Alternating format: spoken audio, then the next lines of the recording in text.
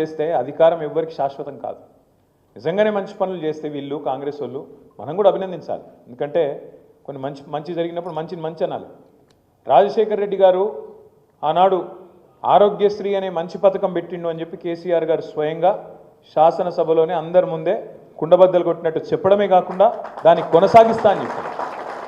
మంచి పనులు చేస్తే ఒప్పుకోవాలి, తప్పేమున్నది. ఫీజు రీయింబర్స్మెంట్, ఎందుకంటే ఇవ్వడం శాశ్వతం కాదు, అధికారం ఎవరికి శాశ్వతం కాదు, మనిషి జీవితమే శాశ్వతం కాదు. మరి ఉన్నప్పుడు నువ్వేమన్నా మంచి పని చేస్తే దాన్ని యాడ్ చేసుకోవాలి, తప్పేం లేదు. ఫీజు రీయింబర్స్మెంట్ లాంటి మంచి కార్యక్రమం పెడితే తప్పకుండా యాడ్ చేసుకున్నాం.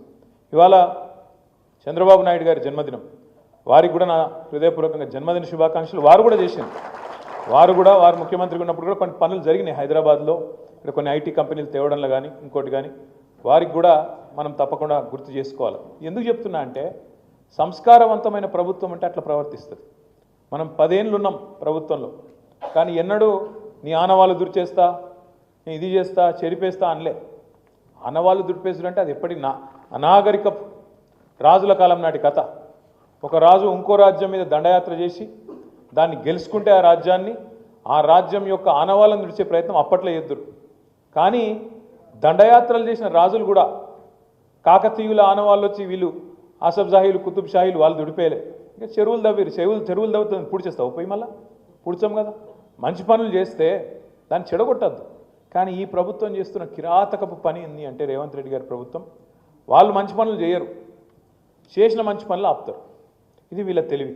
మీరు ఆలోచించండి ఒక్కసారి.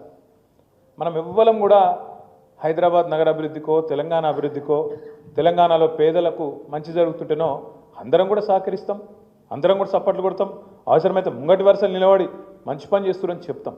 కానీ ఏం జరుగుతుంది వాళ్ళ 16 నెలల్లో? వీళ్ళే కదా చెప్పింది 100 రోజుల్లో 6 గ్యారంటీలు అన్నారు. 500 రోజులైంది, 500 రోజులైంది, 100 రోజులు కాదు 500 అయింది.